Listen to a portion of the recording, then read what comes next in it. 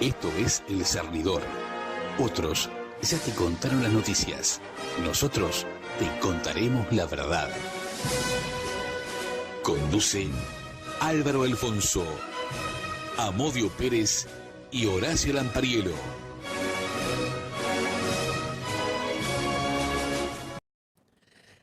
Buenas tardes, Uruguay. Con la presencia de Horacio Mario Lampariello, nuestro invitado en el día de hoy, Javier Bonilla, la asistencia técnica de Javier Caraballo, ¿quién les habla? Héctor Amodio Pérez. Ponemos en marcha el Cernidor número 249, correspondiente al día 1 de diciembre de 2025. Continuamos con nuestra serie ¿Dónde están? Para hoy tenemos una perla más del collar que Emiliano Cotelo enhebró durante algunas semanas en su programa En Perspectiva. Le voy a pedir a Javier que deje la imagen unos segundos congelada para poder identificar a los participantes. Emiliano Cotelo es el director, tiene a su izquierda a Teresa Herrera, a su derecha a Rodolfo Saldain, abajo a la derecha de la pantalla a Gabriel Mazarovich y el restante es Daniel Superviel. Así que Javier, cuando quieras, adelante con el audio.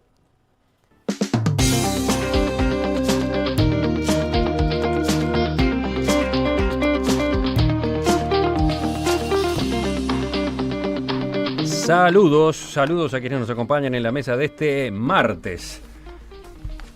Esta mesa es una mezcla de mesas. Están con nosotros, por ejemplo, Gabriel Mazarovich, buen día. Muy buenos días. Y Teresa Herrera, muy buenos días. Que vienen de la mesa de los miércoles. Daniel Superviel, de hecho también. De hecho, sí, ahora ya está integrado de manera permanente y por lo tanto le toca cada tanto adaptarse a estos cambios súbitos. Bueno, muy buenos días para todos los del martes. Bueno, y saludo también a Rodolfo Saldain, que vuelve a ser nuestro invitado hoy. Buen día, un gusto estar con ustedes. Empecemos con uno de los personajes de estas últimas horas acá en nuestro país. El Ministerio del Interior pidió al gobierno de España que investigue cómo fue que Héctor Amodio Pérez consolidó en ese país la identidad de Walter Salvador Correa Barbosa. Ese fue el nombre que le otorgaron las Fuerzas Armadas Uruguayas en el año 1973 para que viajara al exterior junto a su pareja Alicia Rey, luego de que ambos colaboraran en la desarticulación del MLN Tupamaros. El embajador de España en Montevideo, Roberto Varela Fariña, hizo notar que tanto Uruguay como España tienen un problema, ¿no? Acá hay un problema de doble identidad que hay que resolver. Ayer, Amodio Pérez pasó buena parte de la jornada declarando en el juzgado de la calle Juan Carlos Gómez. En el marco del expediente por torturas y abusos sexuales a 28 presas políticas, Pérez mantuvo ayer un careo con los militares retirados Orosmán Pereira y Asensio Lucero, quienes han sostenido que colaboraba con ellos a los efectos de la detención de Tupamaros. Luego de que Amodio se fuera del juzgado acompañado de custodias, 3 integrantes del MLN de aquella época, Pablo Cuarteri, Carlos Martel y Julio Listre, dieron su versión también ante la jueza Julia Estarico. Es más, habían convivido, habían pasado un rato juntos, frente a frente, con Amodio Pérez en la sala de espera del juzgado. Bueno, ¿cómo están viendo este nuevo capítulo? Porque por lo visto vamos a tener capítulos todos los días de la presencia de Amodio en Montevideo. Bueno, yo arranco, ¿qué decir que no se haya dicho en estos días sobre Amodio Pérez? Tema de conversación obligado, en mesas, cafés, reuniones, tertulias, charlas. El nombre de Amodio pasó a estar en las primeras planas junto al de Forlán y al de José López. Pero bueno, yo lo que quería hablar estaba pensando en el ángulo de qué brutal lo que es la conquista del relato que han hecho los tupamaros en este país, ¿no? Amodio Pérez parece el traidor de todos los uruguayos y del mundo entero. Y en definitiva, si traicionó a alguien, fue a su grupo Tupamaro, a los cuales con Alicia Rey delató y en los cuales participó en la desmantelación de la organización cuando ya se estaba cayendo a pedazos. Pero sin embargo está posicionado como el que traicionó al mundo entero. Y allí me parece que lo que estamos viendo ahora, más allá de las instancias judiciales y puntuales, si viajó con pasaporte falso o no, algo que sucedió hace 40 años, es un cuestionamiento al relato que había quedado instalado en el Uruguay. Y Amodio Pérez viene a plantear otro ángulo de este relato, a desarticular la mítica leyenda de los Robin Hoods tupamaros y empezar a mostrar las miserias de lo que fue ese periodo del Uruguay, donde era toda una gran porquería, donde tirios y troyanos se levantaron contra la democracia republicana, importándole muy poco lo que era el resto de la población uruguaya, y gracias a ese conflicto terrible que estaba enmarcado en el conflicto mundial de la Guerra Fría, terminamos siendo cautivos muchos uruguayos que no estábamos ni de un bando ni del otro, y cuyas consecuencias se ven hoy día. Y hoy día siguen los mismos protagonistas. Yo en una columna, Emiliano hablaba de los Highlanders, esas personas que no se mueren nunca, y seguimos escuchando. Pero me parece que más allá de la importancia puntual, legal, judicial que estamos viendo ahora estamos viendo una disputa por el relato oficial. Uh-huh. Yo les pediría que nos quedáramos en lo que está ocurriendo en estos días, porque ayer tuvimos una mesa donde se discutió a propósito de Amodio y nos enterramos en los años 60 y 70, que es una parte de la lectura de estos hechos, obviamente. Pero ya que estamos para cambiar, para refrescar un poco el enfoque, quedarnos en esto que estamos viviendo ahora a propósito de Amodio. Bueno, yo creo que una de las cosas que tendríamos que mirar es que en realidad esto de Amodio, sí, en lo que tiene que ver con la actualidad, por ejemplo, pone sobre la mesa el tema de las torturas y de las violaciones que sufrieron las mujeres durante la guerra, ¿no? Es decir, uno de los juicios que se están haciendo ahora en este momento, digo que está el abogado defensor es Álvaro Spetraglia, el ex juez, está también Miguel Migliónico en este tema, digo, y a mí me parece, es un tema que a mí me parece que tiene que ver, sí, claro, con lo que pasó en aquel momento, pero es de las cosas que más oscuras han quedado, ¿no? Es decir, hay un solo libro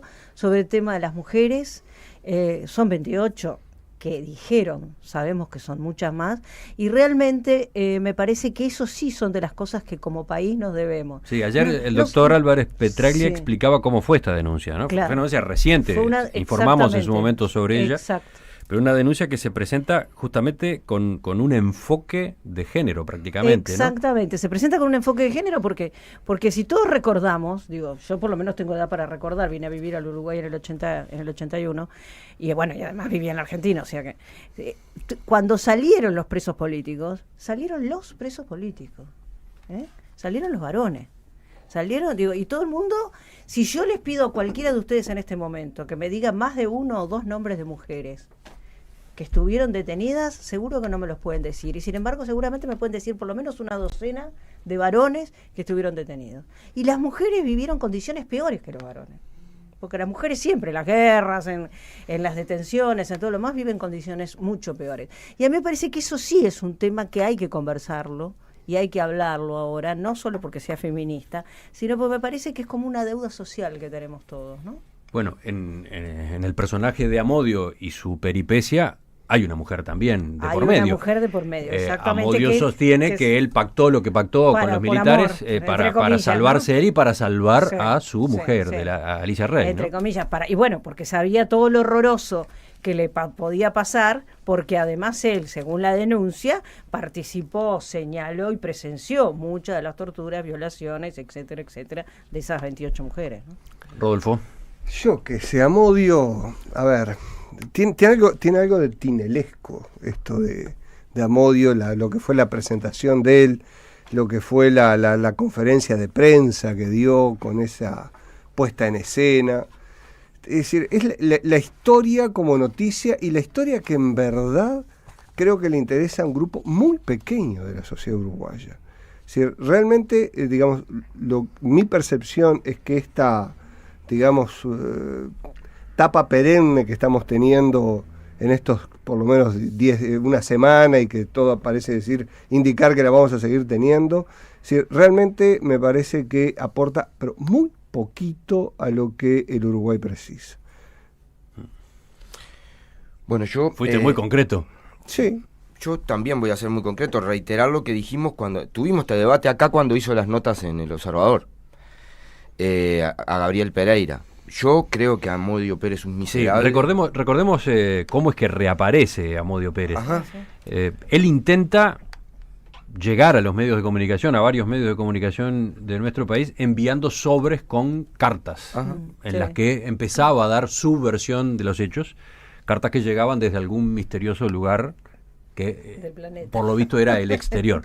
Bueno, quien toma la posta y quien decide ir en su busca y quien logra una entrevista mano a mano con Amodio Pérez es El Observador a través de Gabriel Pereira. Exacto. Una entrevista de televisión que se grabó en España, ¿no? Ahí y ediciones enteras, ¿no? Entonces, yo lo que digo aquí es, me parece que además un debate interesante en torno a la historia oficial. La historia oficial que predominó acá no fue la de los Tupamaros. Durante años predominó la historia oficial de la dictadura y de la justificación de la impunidad y de los dos demonios, para todos.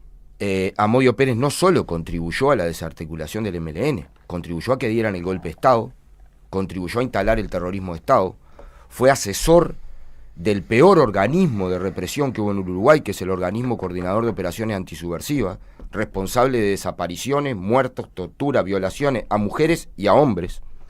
A mí en el 81 me tortura Locoa y me viola gente de Locoa, la gente que él ayudó a formar. Es responsable de desapariciones, de tortura, de persecución a organismos sindicales. Él ayudó a perseguir toda la huelga general contra la dictadura, a los militantes sindicales, a los militantes estudiantiles. Amodio Pérez es un impune, tiene que estar preso, es un terrorista de Estado, es cómplice de asesinato, de violación, de secuestro de niños. Y lo único que a mí me interesa saber de Amodio Pérez es que cuente dónde están los desaparecidos, que diga quién violó a la gente, porque lo sabe, porque ayudó a hacerlo. Y tiene que estar preso, con su gente, en Domingo Arena. Ahí es donde tiene que estar. Contundente, Gabriel. Contundente, Gabriel. Yo no tengo nada más que agregar a lo que dice Gabriel. Sí creo que me gustaría saber a qué corresponde esta decisión personal de reaparecer en este momento de la historia, ¿no? O sea, ¿cuál es la explicación de un tipo que estuvo 40 años escondido con documentos falsos aparecer ahora a la vara? Andás a ver qué culpa interna, no sé, no entiendo, o sea, trato de descifrar la jugada de su retorno y no la comprendo.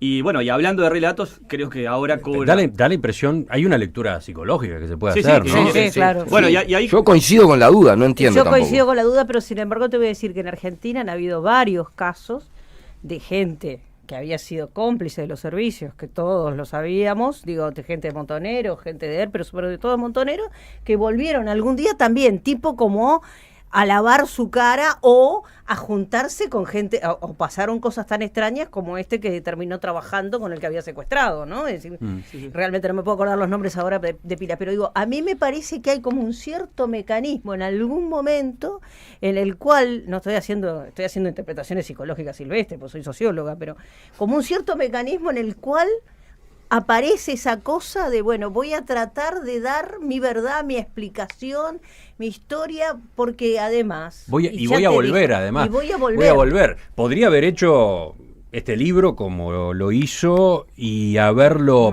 presentado por videoconferencias desde España, ¿no? Totalmente. Sin embargo, vino y de alguna manera puso la cabeza en la boca del león, ¿no? Totalmente. Claro, pero consciente o inconscientemente. Porque lo que me llama la atención, por ejemplo, es que no haya venido con un abogado contratado de antemano, ¿no? Tuvo que salir a conseguir un abogado en la noche del viernes cuando la justicia lo cita a declarar, cuando era muy muestra una vez más que estas cosas pudieran ocurrir. Que toda esta gente que se pensaba que era brillante ya en la década del 60, en verdad eran unos improvisados, porque esta avenida de Amodio es una improvisación más.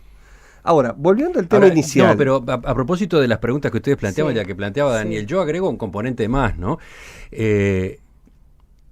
Amodio Pérez está provocando en este momento un trauma fenomenal a su familia actual, ¿no? ¿A qué te parece?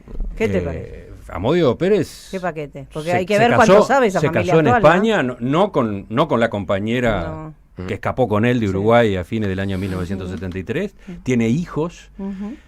Esa familia conoce eventualmente una parte de la historia y esa familia hoy se está viendo conmovida por este otro escándalo que se arma, ¿no? Lo lamento mucho más por Sí. gente como Gabriel y No, todos no, los no, pero- desaparecidos que por esa Él familia. lo habrá evaluado. Pero, yo qué sé. pero eso también Sí. está pasando. Las crónicas han contado que la mujer de Amodio que vino con él a Montevideo el sábado tuvo una crisis nerviosa en el hotel donde se alojaba. Ahora, ¿no? hay que ser muy distraído para no darse cuenta de algunas cosas. El pasaporte, ahora estoy mirando el facsímil que fue publicado, Cierto, dice nos contó que una- nació en Valparaíso, Uruguay. Hay que ser muy distraído para asumir que eso está bien, ¿no? Es decir, esto habla bastante mal de las autoridades que emitieron ese pasaporte. Sí, En ese caso, autoridades españolas. española. Ahora, a ver, Salvo que lo que haya difundido la prensa como facsímil de Claro. pasaporte no sea real. sea real. Pero bueno, yo lo Pero vi en los sería muy principales raro, medios de sería muy prensa del raro que Uruguay. no- que no Ahora, sería Daniel muy- estaba avanzando sobre por qué entiende él que vino. Sí. A mí me interesa saber, porque yo tampoco me explico por qué vino. No, Entonces, podemos especular. Podemos especular, ¿no? Evidentemente acá tal vez hay o una decisión política que no estamos viendo de alguien para entrar a hackear bueno, el relato oficial. Dos, puede ser un resorte psicológico, como dice Teresa, de una persona que quiere venir Pero lo que me extraña, si fuese ese el caso del resorte psicológico, es que, bueno, un tipo se puede haber arrepentido y decir, me equivoqué. No, él está reivindicando en cierta medida lo que hizo, con lo cual él no viene a redimirse, ni a pedir disculpas, ni a abrir la cancha para poder abrir las puertas a todas las preguntas que quedan inconclusas de la época horrible de la dictadura. Entonces, es realmente, creo que la irrupción de Amodio, marca, primero, bueno, que el pasado todavía no está saneado y marca en cierta medida un poco de esquizofrenia, ¿no? Con todo este tema. Yo creo que en realidad quienes agarraron los fierros en esa época, ¿no? Digo, para mí nunca estuvieron bien de la cabeza tampoco. Es decir, a mí me parece que uno tomar la decisión y que aquel que le toque el sayo, que digo, uno tenía edad en esa época como para tomar esa decisión y por algo no la tomó. No quiere decir que sea más sanita, pero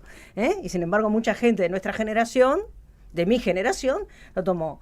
Y digamos, a mí nunca me pareció que fuera el camino político correcto. Sin embargo, justamente porque a mí me parece, y eso sí tiene que ver con la actualidad y con muchos temas que están pasando en la actualidad, en relación a qué pasa con las Fuerzas Armadas, qué pasa con el Ministerio de Defensa, qué pasa con un montón de discusiones en torno a si vamos a decir la verdad, no vamos a decir la verdad. A mí me parece que en el fondo, digo, yo no tengo la teoría de los dos demonios, pero sí tengo la teoría de que los dos extremos se tocan. Es decir, aquel que decidió que tu trabajo político iba por las armas, esa persona para mí tiene un nivel de alienación que, bueno, además supongo que con los años se va agudizando, ¿verdad? Y se va complicando, salvo que haga una terapia, salvo, ¿no? Digo, que haga una serie de cosas que a lo mejor lo ayuden a solucionar el tema. Pero a mí me parece que lo de Amodio va explicándose también por ese lado. Y coincido también con lo de la improvisación, por supuesto. Digo, las guerrillas de América Latina fueron, salvo las de más arriba, muy improvisadas. Termínenla con Amodio, dice Nacho de Guichón, y es uno de los mensajes que tiene ese punto de vista, ese reclamo incluido. También, ojo, hay otros muy apasionados. De todos modos, tratamos ya el tema ayer, ahora acabamos de abordarlo, capaz que esta duración fue suficiente. Vamos a cambiar, vamos a esperar nuevos acontecimientos, pero mientras tanto pasamos a otros asuntos. Bueno, como habrán visto, la intención de Emiliano Cotelo es bien clara. Él intenta resaltar que tanto Alicia Rey como yo ayudamos a desarticular al MLN. Porque suponiendo que fuera verdad que el gobierno uruguayo le planteó al gobierno español cómo fue que legalicé mi situación en España, no creo que a las autoridades españolas les interesara si ayudé o no a desarticular al MLN. Eso es una coletilla, un agregado que Emiliano Cotelo agrega. Ahora bien, si realmente se hizo la pregunta al gobierno español, el gobierno español tiene que haber contestado lo que fue la realidad. Presenté toda la documentación legal que estaba en mi poder. Me atuve a las exigencias de la legislación española. La prueba está que tanto Alicia Rey como yo seguimos siendo ciudadanos españoles. La verdad que el gobierno, jaleado por la prensa, entre ellos Emiliano Cotelo, hizo todo lo posible para indisponer a la embajada española contra mí, sin conseguirlo nunca. Mi relación con la embajada y el consulado español fueron siempre de acuerdo a las leyes españolas. Y tanto la embajada como el consulado me brindaron siempre todo el apoyo que las leyes españolas permitían. A través de ellas yo recibí mi medicación. La embajada y el consulado trataron de resolver en ese momento mi atención sanitaria y me renovó el pasaporte vencido en el año 2016 y lo mantuvo en custodia en sus dependencias, en el mismo consulado, hasta que la Suprema Corte me liberó de forma definitiva. Todavía recuerdo las palabras del cónsul. Se lo guardamos nosotros, no sea cosa que se lo retengan otra vez. Otra responsabilidad de Emiliano Cotelo es cómo trata de acallar toda posibilidad de que se analicen los hechos del pasado, precisamente para evitar que aparezcan las discrepancias y las diferencias en la interna del MLN y que son, en el fondo, la verdadera causa de la creación de la historia oficial. Daniel Superviel intenta cuestionar el relato oficial, pero él es víctima precisamente del relato oficial, porque él me califica también, y califica a Alicia Rey, como traidores y como delatores, sin aportar ningún elemento que lo pruebe. La señora Teresa Herrera intenta reivindicar el papel de las mujeres dentro del relato establecido oficialmente, pero lo hace desde un enfoque feminista que también termina siendo excluyente, al afirmar sin pruebas que las mujeres estuvieron presas en peores condiciones que los hombres. Es cierto que la desnudez y el manoseo se sufre distinto por ser mujer, pero también es cierto que por ser mujer fueron consideradas mejor en otras circunstancias, que en los hombres no se tuvieron en cuenta. Hay en Cotelo y en Teresa Herrera una falta de rigor histórico solo achacable al interés que muestran en hacerme aparecer como torturador. Así como demostré que en octubre de 1973 ya no estaba en el Uruguay, a propósito del libro de López D'Alessandro, ese mismo documento que presenté debe servir para demostrar que nunca pude estar en el penal de Punta de Rieles en las fechas que estaban Orosmán Pereira y Asensio Lucero, que son los acusados por las 28 mujeres. La insistencia acerca de las palabras de Pereira y Lucero sobre mi colaboración con ellos oculta que en esos mismos momentos se sabía que Pereira no pudo precisar el nombre ni el lugar en el que habríamos detenido a un miembro del MLN y que Lucero lo que se decía que dijo en el año 2011 fue que yo hablaba mucho con él en el 9º de caballería, pero nunca se dijo sobre qué hablábamos. Claro que hablamos de fútbol, de caballo, del MLN, de la situación política, del avión en los Andes, de todo eso. Ahora bien, pese a la puesta en escena que intenta Gabriel Mazarovich para que aparezca como el responsable de todos los males sufridos por los uruguayos en aquellos años, solo voy a decir una cosa. Cuando con Sergio Lamana teníamos en la 30 el programa La Otra Campana, al dejar el estudio entraban al mismo estudio miembros del Partido Comunista, entre ellos el mismo Mazarovich, pero yo no lo reconocí. La mana un día me dijo, ese es Gabriel Mazarovich.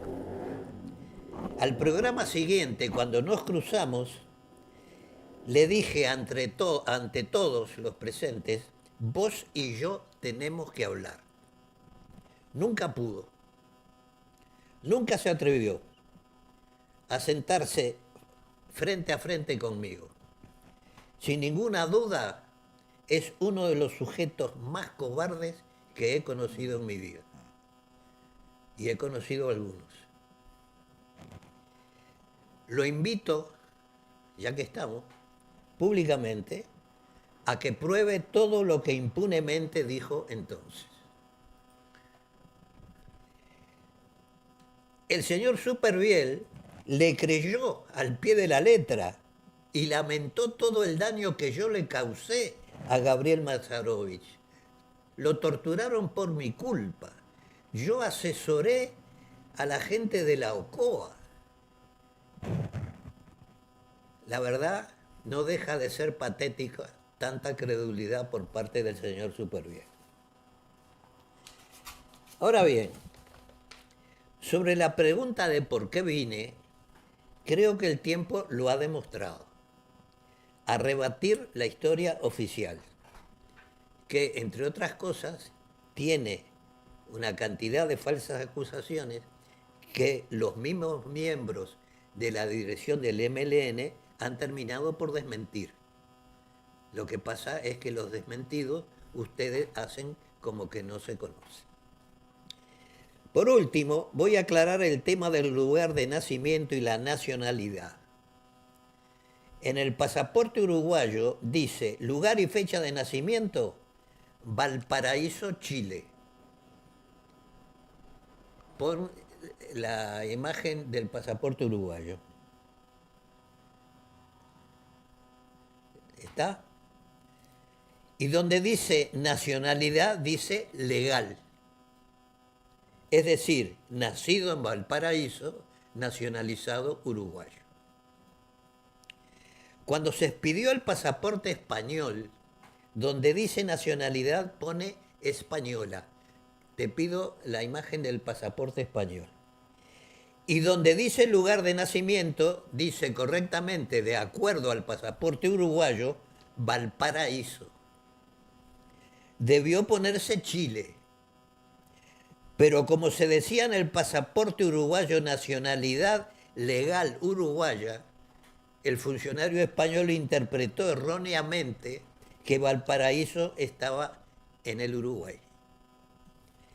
Hicimos la aclaración del error en su momento y se nos contestó por parte de las autoridades españolas que el error carecía de importancia.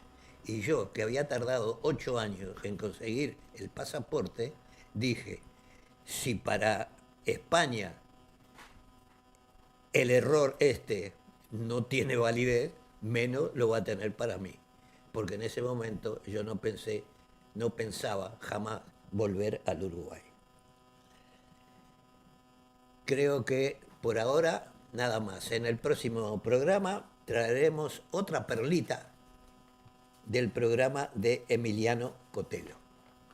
Ah, no, pero vamos a opinar un poco. Vamos a saludar a la Lo que audiencia, usted quiera. saludamos a don Javier, que nos acompaña hoy. Pero vamos ¿qué a tal, hablar qué en un tal? rato de Con de tan Cardama directo y- recuerdo, en fin. Por eso. ¿Y usted cuando el hombre vino? ¿Dónde estaba? Yo estaba en la conferencia de prensa. Y cuente, ¿qué vio en la conferencia? Yo lo que vi que me llamó más la atención es los grititos que pegaba Georgina Mayo, tipo, viene la jueza, o se acerca la jueza, usted va a tener que rendir cuentas a la jueza, viene la jueza.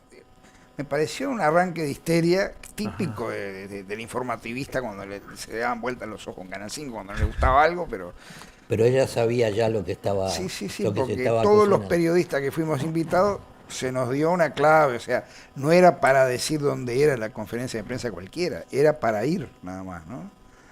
Así me acuerdo de ese momento, ¿no?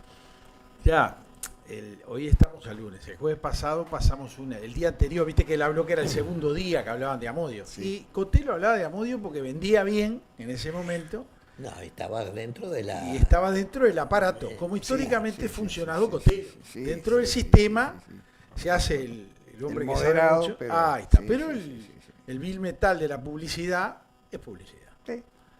Por eso acá con Don Amodio y con Álvaro Alfonso no ponemos publicidad de ningún tipo. Y usted lo sabe. Bueno, no exagere, algún canjecito, yo qué sé. Yo quiero volver a Canarias, no sea malo. Sí, no sea quiere malo. volver a Canarias, le Este, gustó Canarias. Ahí tiene familia Canarias. Sí, pero me gustó como hace años no me gustaba un Está bien, lugar. pero usted dése cuenta. No, que- pero realmente lo de Mazarovi no me extraña, porque lo tuve como secretario de redacción en La República. Ah, porque usted fue periodista de la República. En esos tiempos que había que terminar en un juicio para cobrar y todo eso, más o ¿sí? menos le conozco la carita, ¿no? Le conozco la carita. Mirá vos, igual que lo que le pasa a M24 ahora, ¿no? Yo no haría negocio con Mazarovi, ni siquiera le prestaría para el ómnibus. ¿Qué quiere que le diga? O sea que lo conoces bien, parece. Sí. Trabajaste con él, por eso hablas. Sí, poco, breve, pero fue suficiente, ¿no? Después le he llevado a alguna persona para entrevistar, esa persona ha salido trasquilada después de la entrevista. Digo. Sí. Mirá vos, no conocía esa faceta del hombre. No. Pero aparte te voy a decir algo, Dios mío. viste que hablan de que Amodio estaba, lo ponen poco menos que en una situación, y el hombre estaba en España ya. Sí. Le estaban embagallando cosas del 76. Del 81, incluso cuando estuvo preso este mocito, ¿no? Claro, o sea, a mí esto y aquello, Sí, y sí, el hombre sí. estaba allá, no sé cómo hacía para estar acá. Ya era difícil. Igual después tenemos alguna anécdota, porque él tenía una imprenta allá. Y algún uruguayo lo vio por las calles de Madrid y pasó el aviso a Montevideo. Y era verdad, le habían invocado, era Amodio, que se habían cruzado en las calles de Madrid. ¿No verdad? Iba un cliente a llevar unas muestras, o cobrar una factura, y se los cruza. Y se pusieron como locos.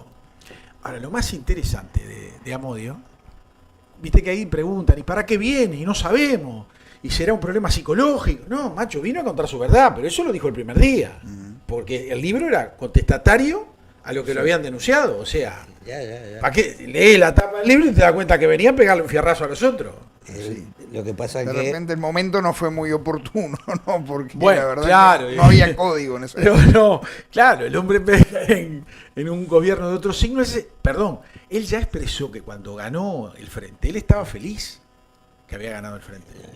Y con la presidencia de Mujica. Y con la presidencia de Mujica, Claro, que fue yo uno de los pensé- tipos que lo traicionó.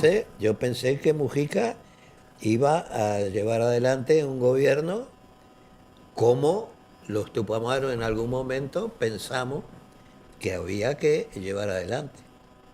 La verdad, ¿qué vamos a hacer?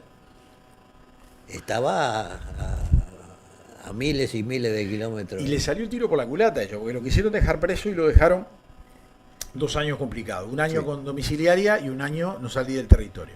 Lo cual le hizo perder su empresa en España. Exactamente. Se le complicó su vida, porque es verdad lo que dicen, se le complicó la vida familiar. Pero fíjate qué pocos códigos tienen. Porque si vos no lo querés a Amodio, pegale a Amodio. Pero ¿para qué te metés con la familia? Digo, a ver, hay cosas que no tenés que meterte, porque es real, se le generan problemas. Que la intención de repente era generar toda esa problemática. Pero eso es de mala persona. Vos podés pelearte con ¿Quién dijo Amodio. que son buenas personas? Está bien, pero uno piensa que los códigos deben existir. ¿Me entendés? O sea, vos, está bien, yo conozco tu cara. Blancanieves y Y los- Caperucita y toda esa gente Y los estaba 7 de enanitos van a venir de acá. Por no favor. sea mal. El error fue creer que existían códigos, que el Uruguay era un país democrático y que había Estado de Derecho. no teniendo cuentas pendientes ni con la policía ni con la justicia, yo podía venir. Nada más, tranquilamente. Y vine con el único documento que tenía, que era el documento español. Mirá que le ofrecieron la noche, le avisan que se lo iban a llevar al día siguiente en el hotel y le ofrecieron para irse. Y el hombre no se fue. No, lo planteé yo. Me pude haber ido tranquilamente. Lo que pasa que, visto los resultados finales, yo pienso que fue mejor lo que pasó. Porque si yo me hubiera ido o me hubieran dejado ir a la semana, nadie se acordaba de mí, ni del libro, ni nada. Me obligaron a quedarme y yo dije, pues bueno, vamos a aprovechar la volada. Entonces, Casaste, lo que no pude contar en 24 horas, porque recién había bajado el avión, lo he contado con el paso de los años. Llevo 10 años contando la historia. Y algunos se ha convencido de que lo que yo digo es la verdad. Unos cuantos se han convencido de que Ex compañeros de él que estaban peleados Así con que- él. Es que no han salido a desmentirlo ninguno de los No quiere. popes. Pero a ver, Cotelo no lo invitó nunca. Si vos sos periodista en serio, vos lo que tenés que hacer es ir a buscarlo a Modio. Mire, No, es un periodista serio. tengo No toda- se ríe nunca. No se ríe nunca, claro que sí. vos agarrás, traes a Modio y decís, mira, Modio, venga de su verdad. Aunque le empieces a pegar, Sí, ¿está bien? sí. Pettinati llama a todos. Los que no, Sí. los Sí, que sí, no sí, lo sí. quieren ya son los primeros que llaman. Sí. ¿Estamos de acuerdo? Muchos ya no quieren ir, porque el tipo golpea. Claro, incluso a los antisemitas los ha llamado. Y los- Todo. Yo lo he sí, visto que llama a todo el mundo y muerde la cancha, o sea que por lo Sí. menos estudia. Sí. Para enfrentarse con el Mala hombre. palabra esa de estudiar acá para la prensa local últimamente. Está escaseando, dijo. Mala Está palabra. bien. ¿Le parece bien, don Amodio, si vamos al mensaje que ¿Cómo nos no? manda Álvaro Alfonso desde ¿Cómo Buenos no? Aires, que viene ¿Cómo no? trabajando arduamente, todavía no ha terminado, le habíamos calculado hasta el viernes, pero bueno, capaz que mañana estarían terminando. La parte esta, ¿no? Y siguen otros pasos. Vamos al video de Álvaro Alfonso. Audiencia del Cernidor, muy buenas noches. Raúl Sendic, padre, fundador del Movimiento de Liberación Nacional Tupamaros, en algún momento, y la repitió, dijo una frase que parece emblemática. Si querés que algo no funcione, poné al Pepe. El Pepe era José Mujica. Y el Pepe, después, al final de su vida, nos deja un legado. Blanca Rodríguez, que tampoco funciona. Hace algunos días dijo que las políticas sociales en el país se crearon cuando el Frente Amplio llegó al gobierno, lo cual es un disparate y ese disparate no puede pasarse por alto. Si bien hubo legisladores que salieron con la plancha, pero reivindicaron a las políticas sociales del vallismo, del Partido Nacional, y no fueron al tema de fondo, es decir, mencionar cuáles son las políticas sociales que están reivindicando el vallismo y el Partido Nacional, y hasta las propias dictaduras podrían reivindicar porque también están vigentes algunas normas que se aprobaron que son políticas sociales. Y vamos a empezar con la ley 5032, que es del año 1914, es decir, se van a cumplir 112 años. La prevención de los accidentes de trabajo, nada más y nada menos. Un año después, en 1915, el Uruguay llegó a las 8 horas diarias para obreros de fábricas, talleres, empresas de la construcción, ferrocarriles, tranvías, entre otros. ¿Cuál era el contenido de esta ley de la política vallista? Convertir en normativa la tradición laboral en ese año posicionó Uruguay a nivel mundial. Y aunque esta ley parezca mentira en nuestros días, la 6102, en aquel momento se obligó a los empleadores a proveer sillas a las mujeres. La 7318 en el año 2020, es decir, casi 106 años de esta ley, dispuso el descanso semanal en el Uruguay. Otra política social. Y después podríamos saltar al aguinaldo. El aguinaldo se instauró a través de la ley 12.840 del 22 de diciembre del año 1960. Es decir, el pago de un sueldo anual complementario para los trabajadores activos. El Frente Amplio no existía en 1960, ¿no? Luego, siguiendo dentro del Banco de Previsión Social, podríamos ir a un decreto ley, que ahora es ley, 14.411, que favoreció en el año 1975, durante el gobierno de Juan María Bordaberry, a los trabajadores de la construcción. Esta ley establece un régimen especial, en aquel momento, para las aportaciones de las empresas constructoras y los trabajadores directamente involucrados en obras de la construcción, refacción, reforma o demolición. Y su objetivo principal es unificar las aportaciones al Banco de Previsión Social en un solo monto llamado aporte unificado de la construcción. Y podemos saltar al año 1981, cuando se aprobó, también en dictadura, a través de la ley 15.180, o decreto ley en aquel momento, el seguro por desempleo. Y usted preguntará, pero estas dos leyes de la dictadura, o decreto ley, mejor dicho, ¿no?, votadas en el Consejo de Estado, ¿siguen vigentes porque la dictadura se terminó en 1985? No, sigue. Lo que ocurre es que la ley 15.738, aprobada en los primeros días de marzo por el Parlamento electo, con la presidencia de la República de Julio María Sanguinetti, estableció que casi todos los actos aprobados por el Consejo de Estado se convertían en actos legislativos. Si no, se iba a armar un lío bárbaro desde el punto de vista jurídico en Uruguay. Y, por ejemplo, estos abogados o ahora fiscales que estudiaron durante la dictadura, tal vez sus títulos no servirían. Y me voy a detener en la dictadura, pero antes voy a pasar por los años 60. El impuesto a la renta fue creado durante los gobiernos del Partido Nacional, pero era un impuesto a la renta en serio y que no recaudaba lo que tenía que recaudar. Llegamos a la dictadura y después de ser designado en el año 74 como ministro de Economía y Finanzas Alejandro Beck Villegas, convenció a Bordaberry de eliminarlo. Y el argumento central de Beck Villegas fue que no vendrían inversiones al país si se mantenía esa norma. Finalmente, Bordaberry se convenció y actuó de esa manera, es decir, eliminándolo.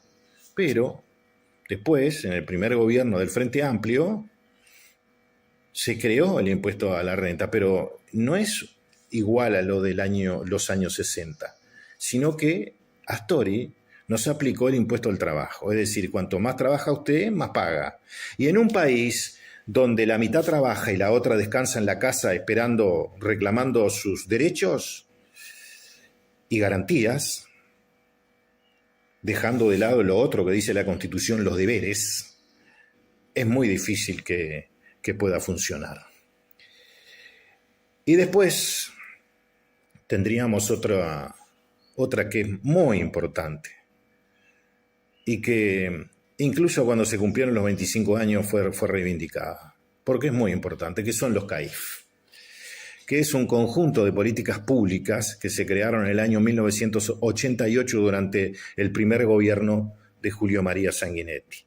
Y después, en el año 1996, a través de la ley 16.736, se asignó la responsabilidad de la coordinación al INAU.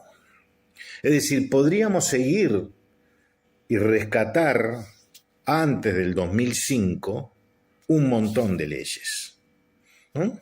Un montón de leyes y de políticas sociales de los distintos gobiernos. El país no se fundó en el 2005, viene de mucho más atrás.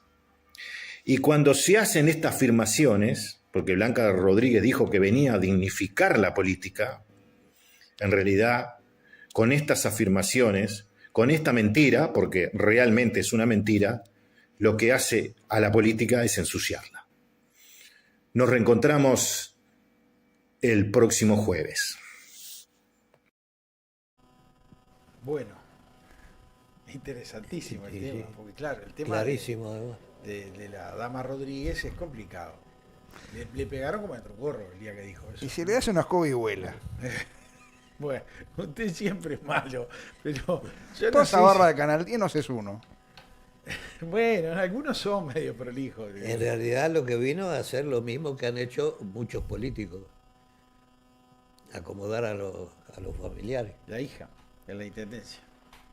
¿Qué te parece? En la Dirección de Cambio Climático, mi Dios. Dirección de Cambio Climático. Y fue a la payasada esta brasilera, la COP30 en Belén. ¿Ah, Debe haber sí? ido Ortuño también, ¿no? Sí, creo, Ortuño fue, sí. Y gastó un dineral porque Payasada. Ortuño fue primera. Y los asesores de Ortuño fueron en Económica.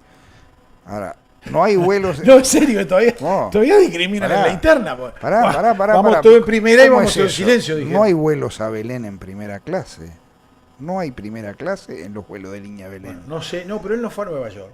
Ah, no, estamos hablando de la COP30 en Belén, cuando se reunieron todos los mandatarios del mundo en Belén hace pocos días. Bueno, pero capaz que con Y el esos viajes famoso- metieron algún avión con primera. El famoso primer ministro alemán, cuando se fue, dijo: por fin me voy de esta ciudad y me voy a Berlín, que es una ciudad prolija, porque Belén es horrible. Y tiene razón, 80% de Belén no tiene saneamiento, 55% favela, las ratas aplauden, digo, tiene razón. Digo, pero, Se prendió fuego, aparte del evento ahí. Hubo un sí, incendio no. de o las sea, carpas. un Tuvieron desastre, poco un menos que desastre. suspenderlo. Lo hizo Lula para favorecer a una familia política, la Barbalio, que es la que corta los acalados ahí y nunca se sabe con qué partido está. Digo, ¿no? Igual. Yo tengo algunos mensajes y entramos con usted que queremos hablar del Dele. tema Cárdama. Cardama. El 494 dice: buenas noches. ¿Puede ser que hayan hablado alguna vez del coronel Ubillos? Es otro injustamente preso. Yo no recuerdo haber hablado del caso de Ubillos. La verdad. El 260 dice: buenas tardes. Saludos a todos, en especial a Javier Bonilla, el único periodista especializado en defensa del Uruguay.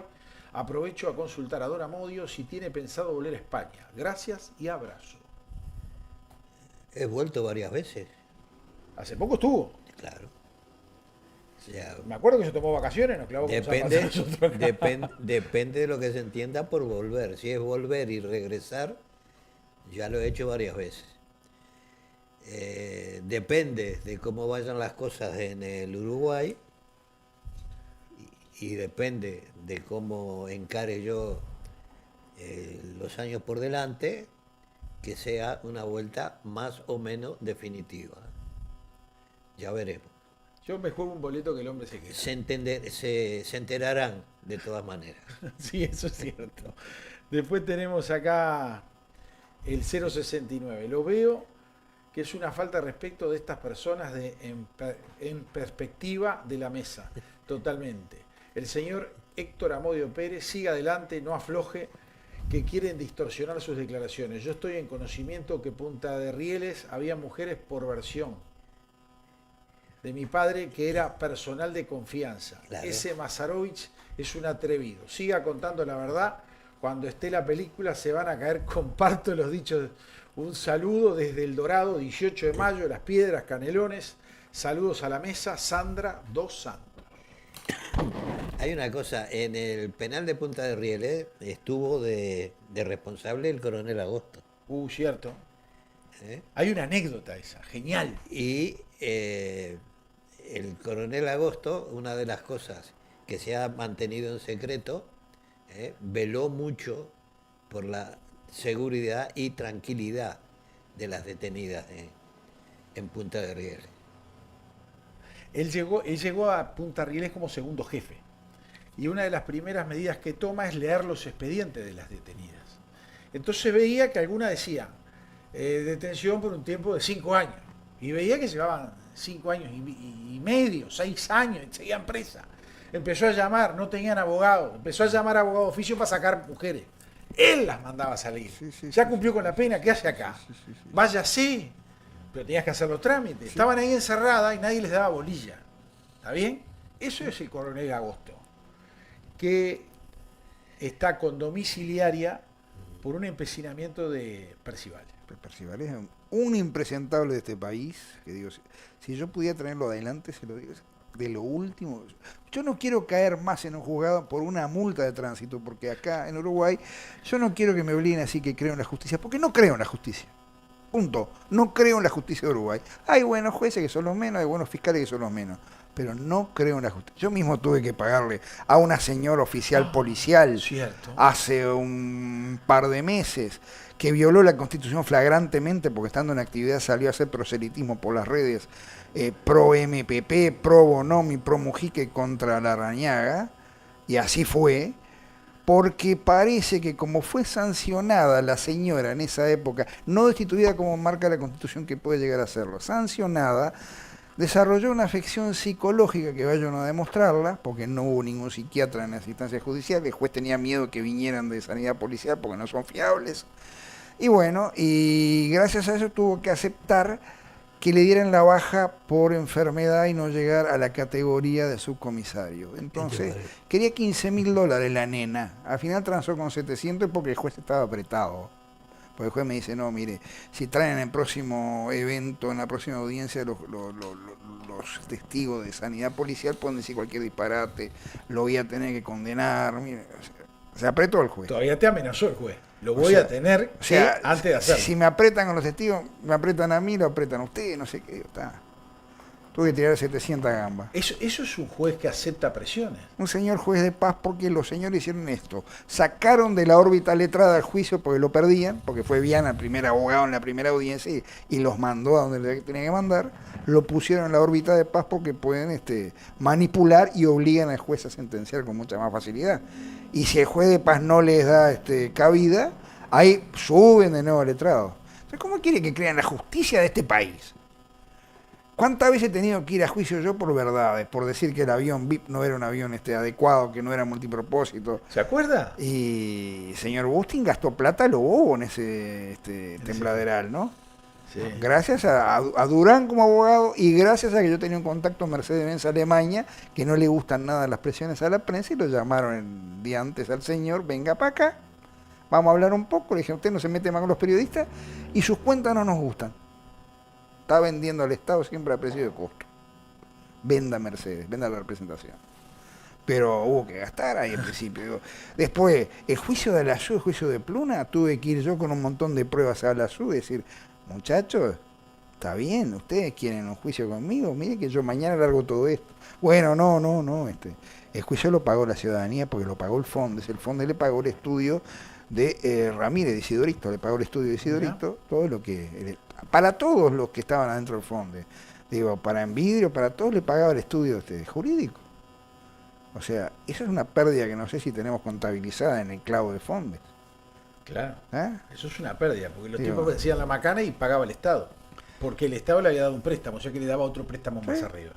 Es eso técnicamente. No me obliguen a decir que creo en la justicia, porque no creo en la justicia. Tengo más mensajes. El 043 dice, saludos y abrazos para ustedes. Estoy mirando, saludos a Javier Bonilla.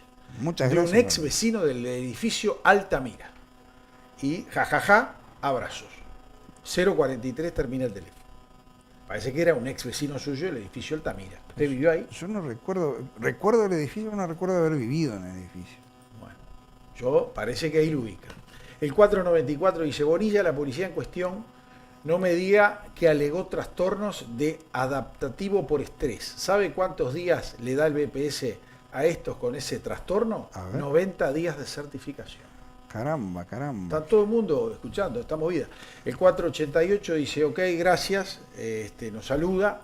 Noemí dice, muchas gracias, señor Lampariello, por el programa, y felicita también al doctor Luz, porque el programa del doctor Luz tiene mucha audiencia. Sí.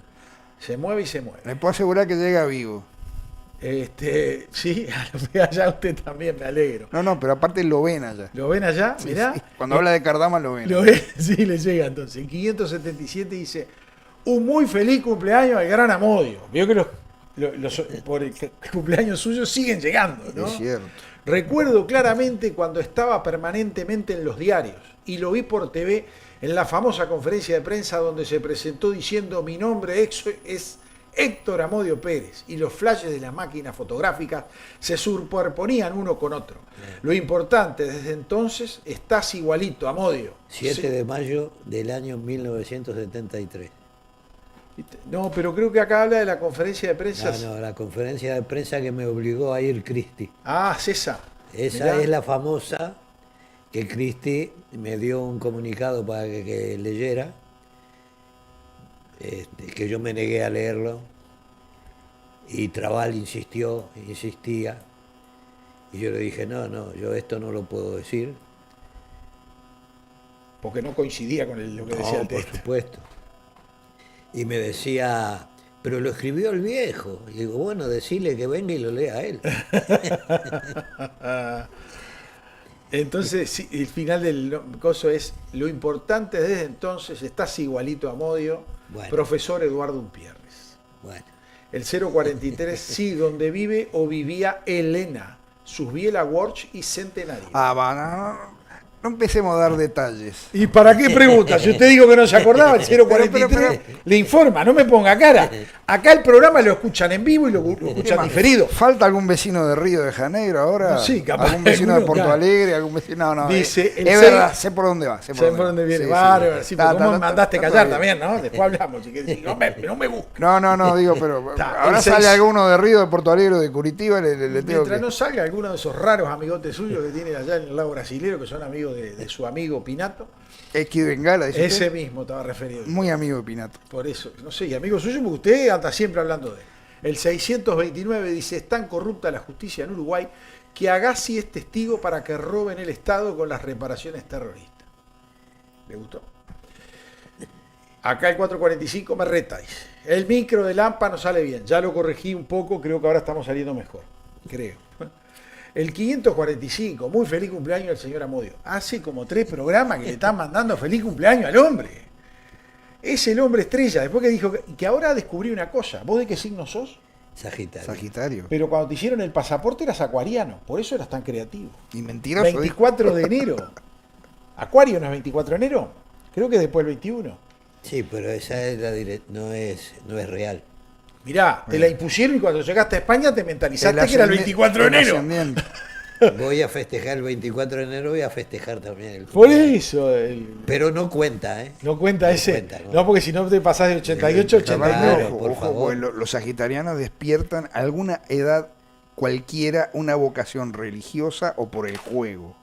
Una de dos. ¿O por él? Juego. ¿Te gusta la timba? No, ¿Y la parte religiosa tampoco? ¿no? tampoco. Pero puede Soy despertar. un Sagitario falluto. Bueno, Por después el ¿qué más juego, tenés? por el juego. Yo le digo, ¿cuánto es el pozo del euromillón en Europa? ¿En España?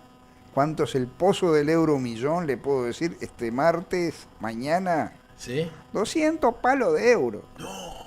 Con 2 euros. ¿Y qué haces vos acá? Y yo jugué, desde que llegué, jugué a todos los euromillones, a todos Primitiva, a todos los... Casi nunca salía pagando la apuesta, siempre me devolvía. O sea, ¿Sí? siempre... Andabas de devolvía, suerte allá. ¿sí? Y ahora cuando me fui, hice no sé cuántas chicas... Y no. No, Ahora no. cuando no... Cuando estabas para subirte al avión para este lado, dijeron, no te dejamos acá. Sí, no. 063. Buenas noches. ¿Me podrían ilustrar sobre la veracidad en las declaraciones de Bardesio sobre el Escuadrón de la Muerte y cantidad de hechos involucrados? Muchas gracias y sigan adelante con vuestro importante aporte en búsqueda de la verdad. ¿Bardesio? ¿Están las declaraciones de Bardesio? Yo sé que usted tiene algo que ver con eso porque usted estuvo en el...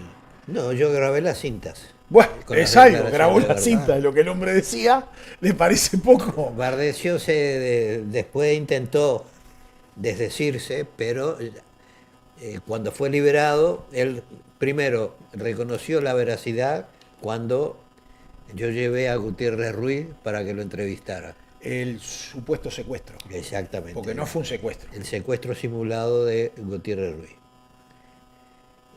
Lo reconoció ante Gutiérrez Ruiz, después ante Wilson Ferreira, el presidente, el hoy expresidente Julio María Sanguinetti, y no recuerdo quién más estaba presente. Pero lo reconocieron. Bueno, vamos a entrar en el tema Cardama.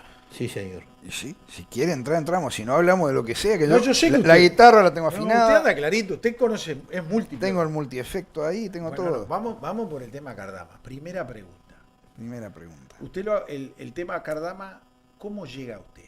¿Por qué se le ocurre caer allá? Y bueno, a mí, primero, el tema OPB, yo soy el único periodista completamente loco, tengo que ser, pues hace 14 años que estoy atrás del tema, cuando se empezó a hablar acá.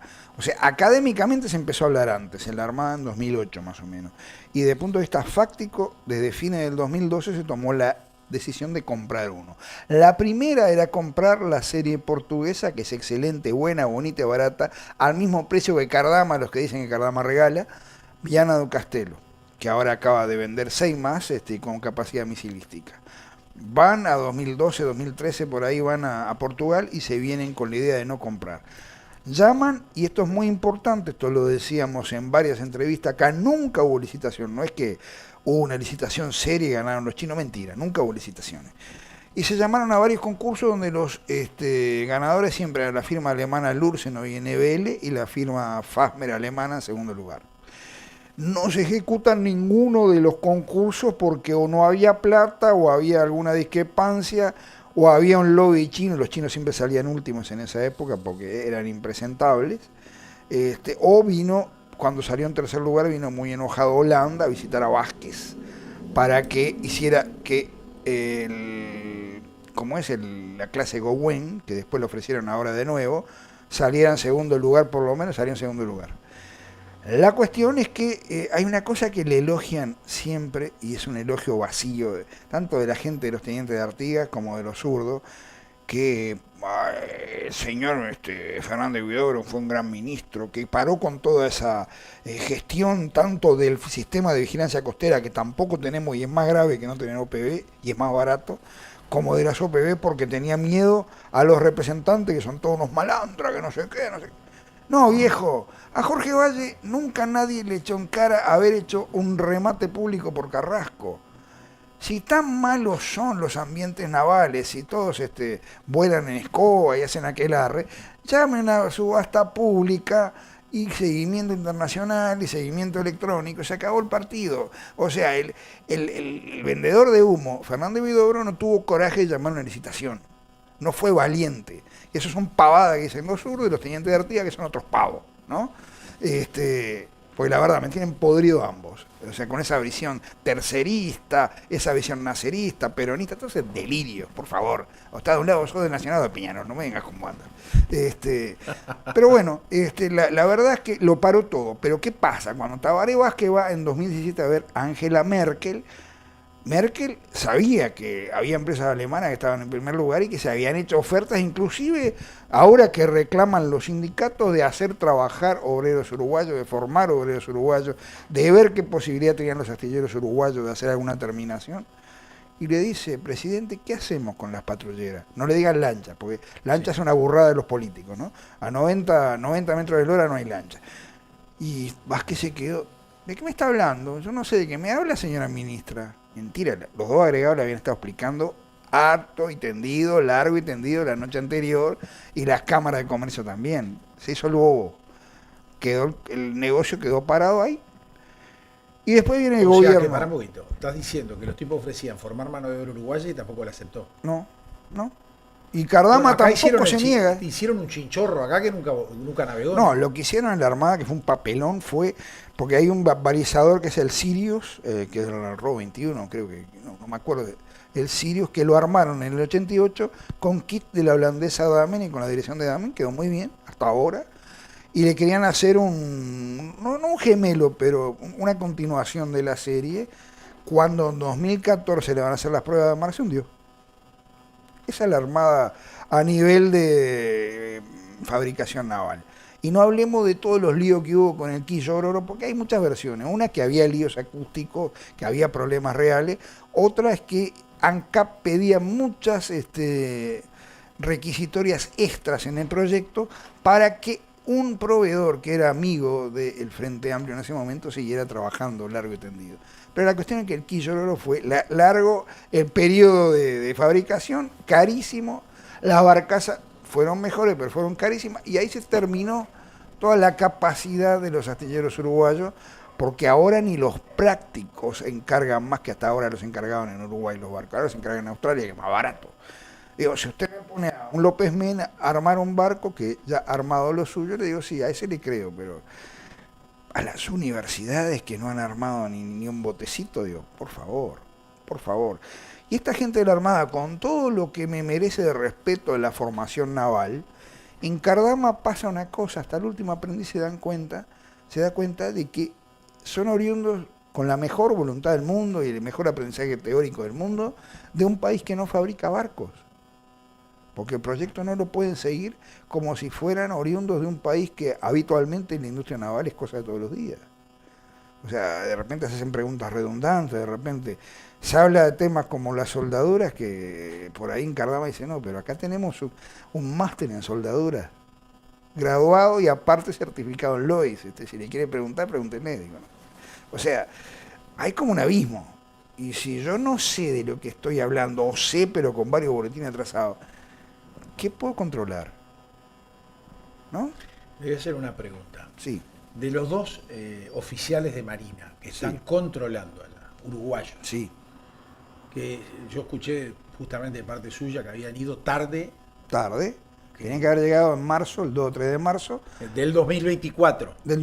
Sí, cuando asume el gobierno tenía que haber llegado el otro día. Por ahí cuando Cardama les 25. Sí. Cuando Cardama les alquila la casa, el apartamento. Llegaron el 15 de septiembre. ¿Tá? Y lo peor de todo, hicieron circular un mamotreto que la prensa esa responsable y seria, porque no se ríe nunca de Uruguay, que a veces da asco, reprodujo un plano que era del mes de mayo o del mes de junio, como que era el estado del barco. Sí. Y el estado del barco, en la estructura, no digo en la electrónica, no digo en la parte bélica, ni digo en la parte eléctrica. En la estructura está más de un 60% hecho el primer barco. Pero los tipos hicieron, o permitieron, no digo hicieron que muy... Alguien permitió que circulase una mentira. Yo vi el plano real, aparte estuve allá. Incluso más cuando me solicitó que se lo mostrara a determinado colega muy famoso, se lo mostré, lo borré enseguida porque es un plano reservado por contrato, pero digo, 3 veces más lo que está fabricado. Aparte, la gente acá repite burradas, no sabe que de repente en los astilleros hoy en día se prefiere fabricar para arriba que fabricar para los costados. Es más cómodo fabricar para arriba, o sea, hasta el puente de mando y después llenar la proa o la popa, digo, para, ¿no? Entonces yo, la verdad, que lo que vi, primero fue un astillero que funciona, un astillero que está en un lugar muy tradicional, como donde están todos los astilleros, que es la Beira Mar de Vigo, que está al lado de los grandes, de Armón, de Freire, de todo, porque me dice, sí, porque usted no conoce Freire, no. Sí, pasé por la puerta de todos, digo, ¿no? Y respetado, cuando yo fui aparte y visité otras industrias navales, donde estaban haciendo componente para esos barcos, vi que bajaron un bloque incluso por la ría, digo, o sea, soy un astillero normal, digo, todo lo que dice acá, fantasmón de dietas, que toquen el violín. Más preguntas. Sí. ¿Usted pudo hablar con los oficiales uruguayos? No, los oficiales uruguayos, cuando yo llego, los llaman del ministerio. Como que querían, o sea, romper todo tipo de vínculos. Después volvieron. Pero cuando yo llego, lo llama el ministerio. Aparte, ¿Se volvieron a Montevideo o se quedaron en España? Se volvieron a Montevideo. ¿Y después lo volvieron a mandar? Sí. Pura gastada plata. Sí. Sí. Y dígame una cosa, usted debe saber los nombres de los oficiales, lo cual no me interesa, pero ellos están capacitados para inspeccionar lo que están inspeccionando. El tema, hay uno que es de cuerpo de máquinas, que estaría, pero el problema es que por más capacitados teóricamente y por más cursos que ayudan y que van a servir para seguir el proyecto, no provienen de un país que fabrique.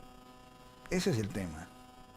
O sea, como si usted manda, y no es mentira lo que le voy a decir, la DINASIA uruguaya, la Dirección Nacional de Aviación Civil e Infraestructura Aeronáutica, hasta el 2022, aunque le parezca un disparate, y era un disparate, cada vez que alguien quería certificar un avión que aún no estaba certificado, no estaba volando en Uruguay, tenía que encargarse de mandar 2 inspectores uruguayos a la fábrica, o sea, a la Boeing, a la Airbus, a la ATR, a ver si la fábrica estaba capacitada. Con eso a López Mena casi lo funden, porque le pidieron que un Airbus de la empresa Welling española, que estaba parado acá para integrarse a la flota, tenía que llevar a los ingenieros Airbus y tenía que llevar, que no son ingenieros aparte, a los inspectores también a Estados Unidos, porque el avión había pasado por Estados Unidos. Les cuento otra.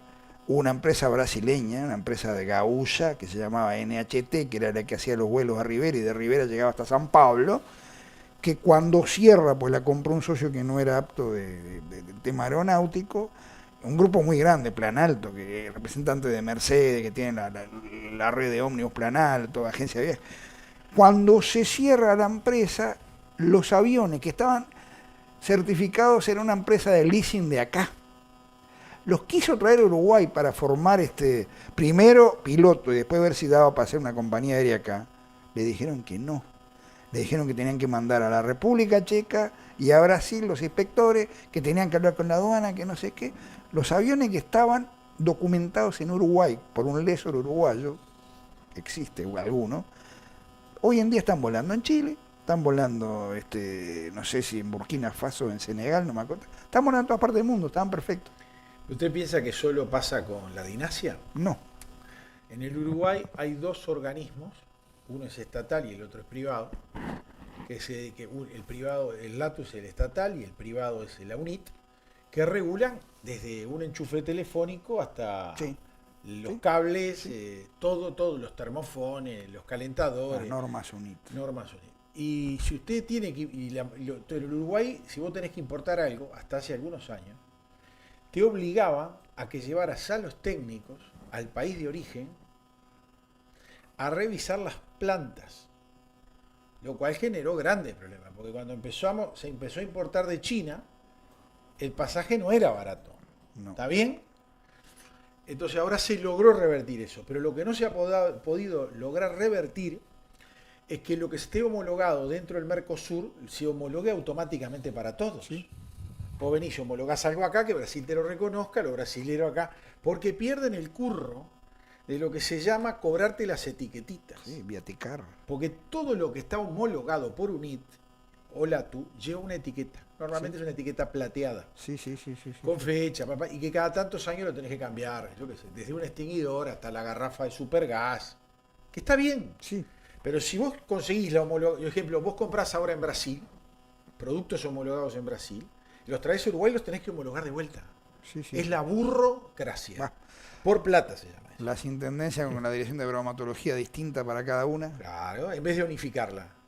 Cosa que prometió la calle y no. La calle sí cumplió con la aviación. El último día de gobierno derogó todas esas normas idiotas de la Dinasia. ¿Ah, sí? Sí. Ahora hay que aceptar la certificación europea o estadounidense. Igual que el Ministerio de Salud Pública, si no puede revisar un medicamento y te lo tienen acá trancado no sé cuánto tiempo. Por favor, para que vaya a la Feria de Piedras Blancas después. Seguro, o que te lo traigan de Brasil, o que te lo traigan de Argentina. Anda el Chuy y vas a ver lo que está pasando para este lado. Cuestan 5 veces. No, ya podés llamar a la farmacia y encargarlos. Al Sí, y te voy a decir más, yo he visto algunos WhatsApp que te lo traen por WhatsApp. Tiene carrito y estás comprando en Chuy, supuestamente Chuy uruguayo, y te aparecen en Montevideo. Pero con precios divinos, ¿no? No hablemos de la pasta dental. Sí, yo no compro medicamentos en Uruguay. No compro ni aspirina en Uruguay. Pues yo sé que usted es un hincha brasilero, ¿no? No, es más barato, pero también compré en España y me ha resultado más barato España. Amodioso lo sabe. ¿No? Le cortaron todo lo que venía de España y lo obligaron a que las recetas se las diera ACE. El hombre está por ACE. Le dijeron, no, pero yo tengo mi sociedad ya y viene por el consulado y viene por valija diplomática. No, se lo retuvo la aduana. Eso fue otra cosa que le clavaron al hombre, ¿no? Sí. Entonces dije, pero ¿y cómo me medico? Porque está bien, el hombre no tiene lente, no se operó de la vista, lee cualquier cosa, 88 años está clarito, pero algún medicamento tenés que tomar. Sí. Yo iba a hacerte una pregunta, Vale. Javier. Una de las críticas que se hacía a Cardama era que nunca había construido un buque de guerra, una OPV o Un barco militar. un barco militar. Pero, sin embargo, ha construido barcos pesqueros Sí. y de Mercantes. transporte. Sí. Bueno, técnicamente, el proceso de soldadura, aparte de que esté garantizado por Lois, Lo que es más que serio, ¿no? debe ser el mismo Sí, para claro. un barco militar Claro. que para un transporte, que para un Aparte, barco pesquero. una OPV está más cerca de lo que es un barco policial que militar, digo, ¿no? Que es una corbeta descafeinada, ¿no? No Pero es yo a una lo que lancha iba- como dicen los burros, es una Yo corbeta. a lo que iba, que la diferencia es el diseño, Claro. nada más. A veces ni siquiera el Pero- diseño. ¿eh? A veces ni siquiera Bueno, el diseño. pero el proceso de fabricación, la soldadura, es seguir el modelo. Sí, seguro. Bueno, pues aquí una de las críticas que se decía o que se intentó plantear para negar la capacidad de Cardama de construir las OPV era que nunca había construido un barco de esas características, como si fuera una cuestión excepcional. No, aparte el proyecto no es de Cardama, el proyecto de una gran diseñista que es Sintra Naval, Por eso mismo. que lo compraron más de una de las que se presentó en el último llamado, ¿no? O sea, no fue solo Cardama, ¿no? Cuando dicen, sí, porque Gondan era mejor, Gondan compró el mismo proyecto, Gondan astillero de Asturias, Asturias del PSOE, Galicia no, todo el mundo protesta porque no le compramos a Gondan, que cobraba 10 millones más. Y por los 10 millones. ¿Está? ¿Por qué va a ser? Ahora, todo el mundo dice, Cardama da unos precios de dumping, unos precios... No, primero, las portuguesas costaban lo mismo. La que le vendió Italia, el astillero privado de Vitoria, a Malta, casi lo mismo. Pero hay un astillero vecino de Cardama que baila con los codos, se llama Armon, que vendió a Suecia dos OPV o multipropósito, no me acuerdo en este momento, por 36 millones de euros, y a la Guardia Civil Española otro OPV por 36 millones de euros.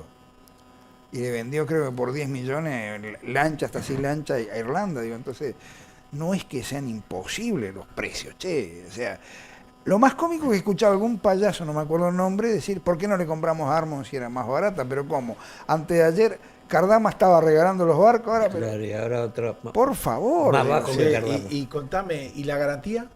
¿Qué es lo que se ha denunciado? No de sé, arranque? la garantía se compra como la de los alquileres. Acá cuando usted agarraba a Gallito Luis, ya no existe más, me imagino, ¿no? A ver, vendo garantía. Pero la primera garantía, nadie habla, la primera garantía de 8 millones y medio está perfectamente. Hablan de la segunda. O sea, pero aparte hay una cosa lógica. Si yo te quiero ejecutar la garantía, ¿por qué no me estás cumpliendo? Hasta ahora, hasta el día de hoy, hasta ahora, el astillero está cumpliendo. O sea, lo que pasa, y lo quiero decir con todas las letras, con toda esta mala propaganda en contra, con todos estos videos que hay por el mundo, con todo este quilombo, como hablando mal y pronto, los proveedores de Cardama se han enterado también. Y los proveedores están empezando a preocuparse. O sea que si mañana a Cardama no le venden chapa, no le venden motores, no le venden cables, no le venden... La responsabilidad es del señor Díaz y del otro que no terminó el liceo, ¿cómo se llama? El peor alumno de la Bianchi, ¿cómo es? Sí, Sánchez. el Pacha ¿no? Sánchez. No, y del presidente. Y por del favor, presidente que con lenguaje, yo qué sé, sordo-mudo dijo algo, ¿no? Además hay una cosa. Si Cardama pagó para conseguir la garantía, Sí. el primer estafado es Cardama. Es Cardama, eso lo dice a cada rato, ¿no? Es más, dice, me quiero poner de acuerdo con el gobierno uruguayo para conseguir una garantía que le guste. Pero el gobierno uruguayo no le contesta. Es más, hace 15 días que el abogado de Cardama acá hizo la solicitud de mediación y Gonzalo Fernández. Sí, y no se le contesta. ¿No eligió un mal abogado? No eligió un mal abogado. O sea, la verdad que no eligió El un- abogado de un amigo que justo está en España y vuelve el 22, 23 de diciembre. ¿Vos te das O cuenta? coincidencia. Vos te das cuenta, ¿no? Bueno, a mí me preguntaron, un buen abogado, yo me acuerdo que yo cité a Diego Durán por el caso que tuve yo, que lo resolvió en 5 minutos con el señor Bustin, ¿no? Pero sí, es un buen abogado, aparte es un proceso de mediación, digo, ¿no? No se precisa ser un abogado especialista en derecho naval, digo, ¿no? Y el gobierno no contesta. Como el gobierno no contestó desde que asumió el 85% de los mails de Cardama, con preguntas técnicas, con preguntas circunstancias, no lo contesta, no lo contesta. Yo digo, tendrían que haber ido la ministra o el subsecretario, tendrían que haber ido a visitar personalmente el Pero astillero. vos creés que no lo contesta porque Yo creo que hay mucho serrucho ahí adentro, mucha mala leche, y no digo de la ministra, que hasta ahora me parece una persona bien intencionada, moderada para lo que es el resto del gobierno, pero en el ministerio ese debe ser un tembladeral. ¿Qué querés que te diga? Yo sospecho que incluso que hay asesores o directores que se comunican directamente con Orsi y no con la ministra. Lo sospecho, no tengo pruebas. ¿te parece que llamarán a Orsi? No venga Capaz con que los llaman a juicios y Díaz o a mariconadas Pacha. judiciales, no tengo pruebas, pero lo sospecho. Es una sospecha, señores maniáticos de los juicios. No jodan con los juicios. Pues el próximo juicio alguien va a salir con una zapatería en el tuje. Porque ¿sabes qué pasa? Yo hace un rato, antes de empezar el programa, estaba un amigo. Lo conozco hace muchos años. Y ese amigo, entre otras cosas, ha vendido, tiene una representación de un banco. Ujú. Tiene uno, un banco europeo y otro inglés. Y te ¿Andorra dice- acaso? ¿Eh? ¿Andorra acaso? ¿Algún país Una interesante? zona de esas, sí. Entonces, venden garantías. Y él comentó a la mesa, y te lo dijo a vos, porque Sí, es sí, otro sí, amante sí, del sí. Brasil, igual que vos, Sí, sí, bueno, que bueno. estuvo durante 2 años en Brasil vendiendo garantías Sí, sí. para Petrobras, para los puestos, para las estaciones de servicio, porque como pagan a los 8 días, Petrobras no quería, y él explicaba, dice, mirá, vos querés con el banco tal, sí, europeo, el 1,5% del valor de la garantía. Entonces él hacía garantías de $200.000, que era lo que consumían en 8 días de combustible, y si vos querías como tiene un nombre especial, cuando vos la garantía la diferís a otro para que te salga una segunda garantía, un segundo respaldo, pagás 3,5% más. O sea que por el 5% de $4 millones, que es la garantía esta, la tenía también refrendada por el Lois. Sí. Porque él te decía, yo con el Lois le ponemos un 3,5 más y el Lois te lo avalaba. Sí. Ahora, acá ligaron mal esto porque cuando llegaron estaba cerrado el banco ese, ¿no? Sí, pero aparte había un pero problema. Es normal porque allá los bancos, y en parte de Europa también, no en toda Europa, pero en parte de Europa también, son empresas, son sociedades anónimas, sociedades de responsabilidad limitada. Son 2 o 3 que se juntan por una oficina y es un banco. Tienen las garantías. Pero independientemente de eso, suponiendo que fue una maniobra de ese banco, que no estaba capacitado para... Que no tenga respaldo suficiente. Exactamente. El primer estafado es Cardama. Claro, ellos usan letra chica, que es muy Y es cruda, más, ¿no? Pero es más, el gobierno uruguayo aceptó esa garantía. Porque si no, no se empieza a construir. Se consultó. Entonces digo, basta. me lo explique. Basta. Además digo, si no hay una visita ministerial al astillero, digo, después ¿de qué estamos hablando? Digo, porque realmente lo que hice yo lo tenía que haber hecho un ministro, un subsecretario, un director general de Lo ministerio. que pasa es que en el caso tuyo coincidía, sos un periodista independiente, iba a visitar familiares de él, por eso te quedaste después en Canarias, y como ibas a ir a España, decidiste cruzar a Galicia desde Madrid, ir a Galicia porque te interesaba verlo. Con absoluta libertad, nunca se me prohibió circular por ninguna dependencia del astillero, ni preguntarle a nadie, ni hablar con los proyectistas, ni conocer a los proveedores. Tuve toda la libertad del mundo. Pude hacer preguntas incómodas si quise, pude. O sea, llegué, ya estaba, yo hice una adaptación al horario europeo, estuve una semana despertándome a las 4 de la mañana para no sufrir el jet lag. Entonces llegué, le digo, estoy pronto, ya era de noche, voy a conocer astillero ya mismo. Y se me prendieron las luces, estuve entre las chapas que decían Uruguay, tuve, así, en primer momento, no tuve ninguna cortapisa para conocer el astillero. Se me trató como un periodista. Estuve presente incluso en algunas entrevistas radiales que le hacían a Cardama, en la de su amigo Cotelo, por ejemplo. ¿Ah, sí? ¿No? Sí, ¿te dejaron escucharla? Sí, estaba hablando por otras cosas y de repente llamó Cotelo. Claro que sí. Mirá, lo que a mí me asombra es cómo no permiten que los oficiales hablen, ¿no? Y que a un diputado que no le puedan hablar, eso es increíble. Pues el diputado es una investidura, No, y presidente de no es cualquiera. De la Comisión de Defensa. No, realmente. Claro, dicen las malas lenguas que estos dos oficiales navales que están ahí están pleiteando un almirantazgo ahora que se quedaron sin almirante, que están en la cola para los ascensos, ¿no? Ajá. Que van a subir de la divisional B a la A, ¿no? Entonces están todos obedientes, ¿no? Pero a vos te dejan, o te odian o te aman en la Armada, ¿no? Los que me aman en este momento han hecho cosas positivas. Por ejemplo, le digo una buena, usted no la sabe. Uruguay en este momento le ha ofrecido a Paraguay, que va a recibir helicópteros brasileños muy baqueteados, muy buenos, pero muy baqueteados, donados. Le acaba de ofrecer a Paraguay la posibilidad de ayudarlo con el mantenimiento y con la puesta en vuelo de sus helicópteros. Y se comunicó primero conmigo, la Armada, para que yo lo diera a conocer al mundo, a España, a Brasil, y así lo he hecho. O sea, la gente decente de la Armada, la gente seria, no me tiene bronca. No me tiene bronca. El que me tiene bronca es porque algo tiene que ocultar. Si yo sé que en la administración pasada le di como adentro un gorro a Wilson y una taza barra, le di.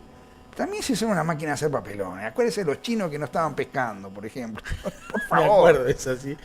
Los líos de acoso sexual de una... Por favor. El tema que yo lo quiero dejar bien en claro, porque esto se está transformando en un relato de que los pobres chinos estuvieron en una licitación con todas las reglas de la ley, y los pobres chinos fueron estafados, y además dicen por Cardama no estuvo en esa convocatoria. Lo que hizo García, al cual yo no lo defiendo, le he dado como adentro un gorro, a Castañeda no, porque me parece un tipo mejor orientado, pero García hizo una cosa que fue convocar a otro sarao, donde por el TLC estaban todos los partidos políticos de gobierno y oposición a favor de que ganase China. Entonces, las condiciones de ese pliego, no licitatorio, sino compra directa asesorada por un tribunal, eran tan jodidas a favor de China que vinieron 15 interesados, no sé si no vino Cardama, se fueron corriendo 12, pero corriendo mal, ¿no? De la India, de Israel, de la propia España, de Italia, se fueron pero rajando. Más, 16, porque hubo uno que fue el grupo OGEA de Francia, que es muy buen astillero y que le ha hecho barcos a marinas de primer orden, incluso a la francesa, a Filipinas, y le dijeron que no se podía presentar porque su aleación estaba basada en aluminio. Detalle, le vendieron a Filipinas 2 tremendos buques de aluminio, que no es el mismo aluminio de la Guerra de la Malvinas, en el cual se refugia la Armada de acá, es otra aleación, porque en la Guerra de las Malvinas, claro, buque de aluminio que agarraba un misilazo, ¿no? Pero ahora no pasa eso, ¿no? Bueno, 16, de eso quedaron 3.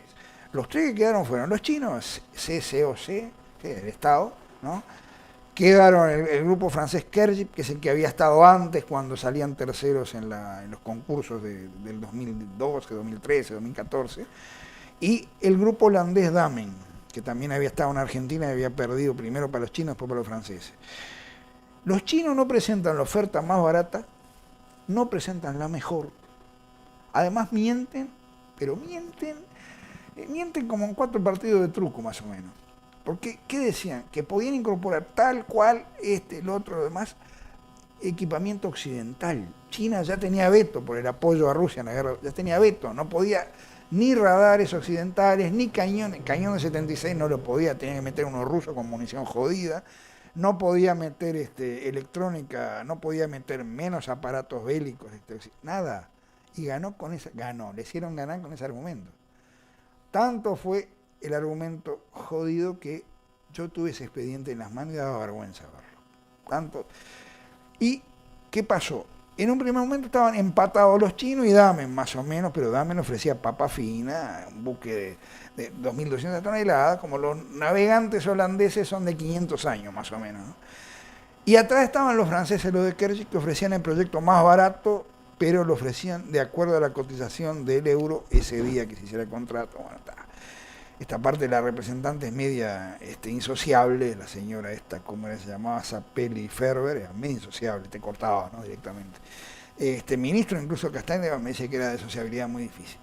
Bueno, lo que pasó ahí fue que Damen bajó, o sea, recortando recursos, el cañón de 76, pero recortando recursos al mismo nivel que se le pedía a los chinos recortar recursos en la oferta final, porque todos se recordarán que el señor García, con la calle al lado, dijo, serán 120, 130 palos, más no serán. Bueno, los chinos no llegaron a bajar recortando con tijera, no llegaron a menos de 162 millones de dólares. ¿Tá? Los holandeses llegaron a ofrecer, me dirán, sí, porque hechos en los astilleros de Singapur, de Vietnam, donde sea. La homologación la tienen igual y tienen OPB en las Malvinas con bandera inglesa, que están hechas así. A 112 millones. Cuando la embajadora holandesa va a entregar la oferta final a García, García no la recibe. Manda un tinterillo a que la reciba. ¿Ah? Obviamente el tío San se enteró, obviamente hubo una calentura bárbara de todo eso que ustedes saben. En el medio hubo una oferta de unas fragatas noruegas para modernizar, que no las compraron porque el calado era muy grande. Ahora, no me pueden explicar, y después se enoja la Armada cuando digo ciertas verdades, por qué al mes de eso compraron, o al mes o al semestre, un buque oceanográfico que tiene mucho mayor calado y que está peleando con el barro ahora en el muelle de la Armada y que en un año no hizo ninguna misión científica. Que me lo explique. Bueno, ahí después, cuando ya se podía perder todo, porque realmente la Armada le falta andar en piragua, no tiene medio, y bueno, llaman a una licitación de todos contra todos, una licitación no, acá licitación, a un concurso de todos contra todos, y viene lógicamente reduciéndose el recurso que Azucena en ese momento. Sí, tijereteaba. Veía todo el relajo y tijereteaba, ¿no?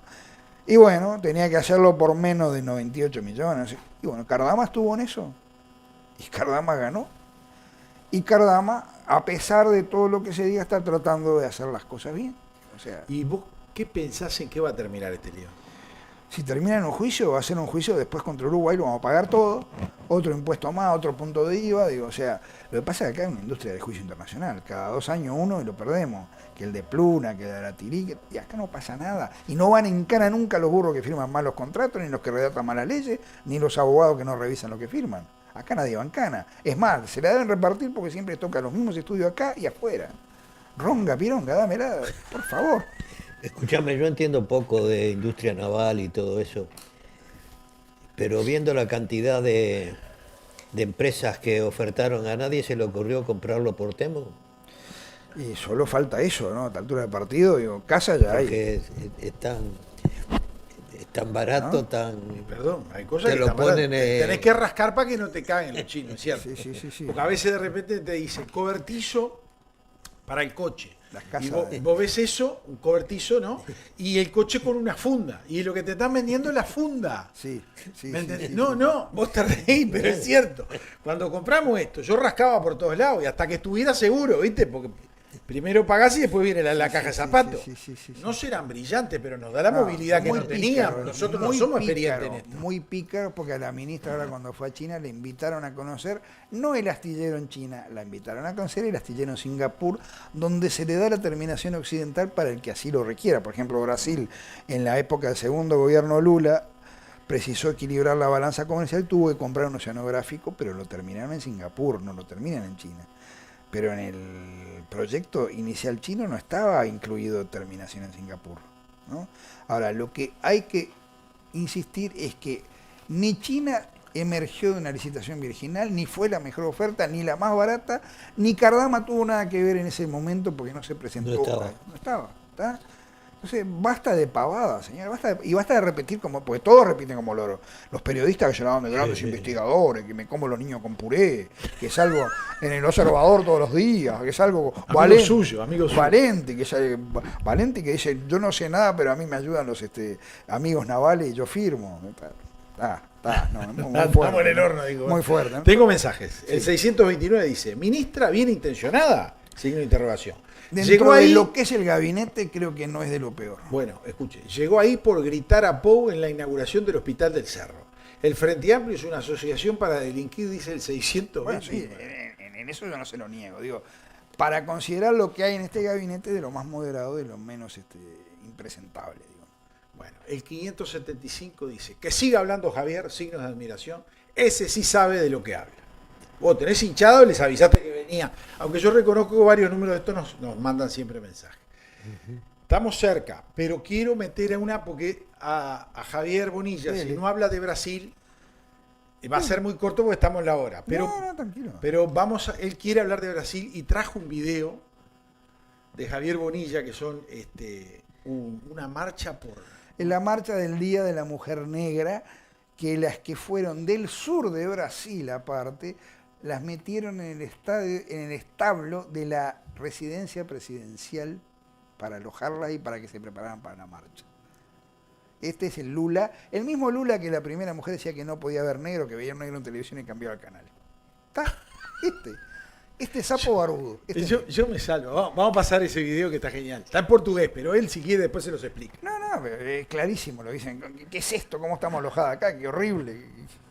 Esse é o espaço ao qual foi designado para a Marcha Nacional das Mulheres Negras. Aqui é uma cocheira, uma baia, sei lá, não entendo de cavalos. É o negócio que eles fizeram escondido da gente. A culpa é quem organiza pra nós.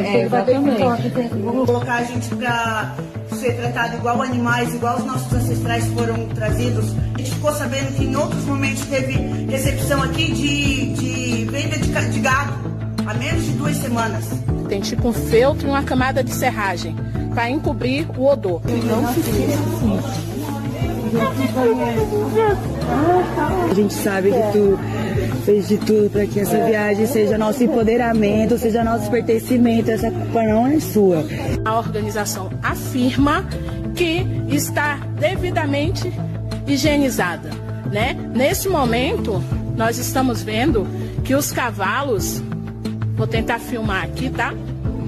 Que os cavalos que elas alegam que há mais de 2 meses estão fora, os cavalos não saem agora.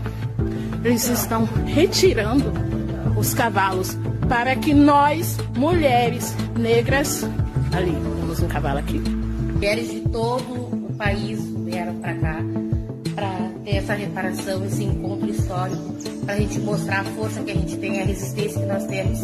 Mas aqui não tem nenhum tipo de resiliência, nenhum tipo de respeito. Aceita, é o que eles querem que a gente aceite, só que a gente não vai aceitar. Isso não vai ficar assim. Fico revoltada de vir aqui, ser tratada como um animal, porque a gente está sendo tratada como um animal. Não podemos nos calar, não podemos admitir esse tipo de coisa. Pelas nossas vivências, pela nossa luta, pela luta das mulheres pretas, pelos nossos ancestrais, por tudo que o nosso povo já passou. Isso não é tipo de reparação de bem viver que nós estamos buscando. E a Marcha das Mulheres é justamente por isso, por reparação e pelo nosso bom viver. Mas a própria organização se omite desse bom viver. A própria organização está fazendo essa regressão. E é justamente para isso, viu, Preta? A gente veio para estar junta, para se encarar todo esse movimento junta, tá? Não, nada. A gente vai reverter tudo. Nada, a gente é a gente.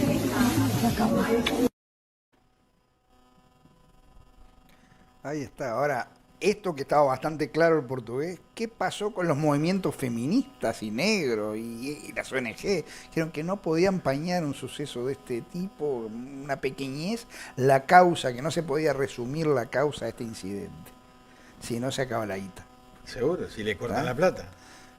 Pero esto es muy claro, digo, o sea, es la casa, la residencia presidencial, la Granja do Torto. O sea, y aparte decían que hacía 2 meses no había caballo, que estaba siendo preparado para ella, pero dormir arriba de un nylon divino, ¿no? Me imagino, con el calor que hace en Brasil, dormir arriba de un nylon, precioso. Pero además aparece un caballito por allí, a lo lejos. No, a mí lo que más me gustó fue que viste que es una marcha de mujeres negras. ¿Sí? Nada de afrodescendientes, no, mujeres negras. Yo respeto eso. ¿Sí? Por lo menos asume. El sobrenombre de Héctor Amodio Pérez es el Negro Amodio. El Negro Amodio. ¿A vos te cae mal que te digan Negro Amodio? Le cae mal a algunos negros. Seguro. No sé por qué. Pero sí es cierto, es verdad. Yo la verdad, lo de Don Lula es maravilloso. Aparte se está transformando la hipocresía absoluta. Se está transformando en una dictadura absoluta. ¿Por qué? ¿Por qué? ¿Por qué había que meter en cana a militares que fueron comandantes de fuerzas de la ONU, como el general Heleno? ¿Por qué había que meter preso al excomandante de la Armada ahora, a Bolsonaro? Porque había que tapar un escándalo bancario que se fundió, el Banco Máster, donde habían militado todos los economistas estrellas de Fernando Henrique, del PT, más gente que tenía que ver con la Corte de Justicia, la mujer del pelado de Moraes, era abogada, el Lewandowski, ministro de Justicia, había sido parte del Consejo Asesor. Había que tapar este escándalo que fue terrible, porque aparte lo obligaron al Banco Estatal de Brasilia, las cámaras de industria, algunos sindicatos lo presionaron a que tomara acción en este banco y se fundió. Agarraron al dueño rajando a Malta y comprándose una casa en varias decenas de millones de dólares en Miami. Había que tapar el escándalo y largaron la prisión a toda esta gente para tapar esto otro. Digo, o sea, Brasil está en un estado que, volviendo a España, cuando yo voy a salir de Barajas veo unas grandes ofertas de cosas líquidas, tanto perfume como alcoholes. Y empiezo a cargar y me dicen, encarga usted, permítame el pasaje. No, usted primero va a Río de Janeiro. Yo no le voy a vender esto. Ese país se está transformando en una tiranía. ¿Vio? No hay garantía. Usted me dice que puede pasar esto, pero... Y si usted viaja seguido y usted no pasa esto, después me va a venir a mí a reprochar. Líquido al señor, no. O sea, ya está tomando fama de lo que de la Venezuela próxima a Brasil. Y a mí me da mucho miedo que quede Uruguay y Brasil con este concierto de izquierda que se desvanece en América, que queden solitos. Porque quién sabe qué estupideces pueden hacer juntos. Imagínense lo que puede ser una reunión de la barra del staff de Orsi con el staff de Lula, ¿no? Imagínense a Jorge Díaz con la cabeza caliente, hablando con Lewandowski, hablando con el pelado de Moraes, ¿no? Lo que puede surgir de eso, ¿no? Vos sabés que decís eso de Venezuela. Hace unas semanas atrás, cuando las empresas empezaron a volar, y las empresas se vuelan porque ven al presidente hablar que no dice nada, no porque cambien las leyes son las mismas que teníamos durante el gobierno de la calle Pou, porque viste que no modificaron ninguna. Dijeron, vamos a sacar, vamos a cambiar, está todo el mundo en silencio, y los guampudos, que luego votaron, y son dirigentes, no el votante común, están todos calladitos, ¿no? Sí. No habla nadie, ni AFAM, nada, no tocan nada. Pero el delicado Castillo le quiere hacer ahora confesar a las empresas que van a cerrar.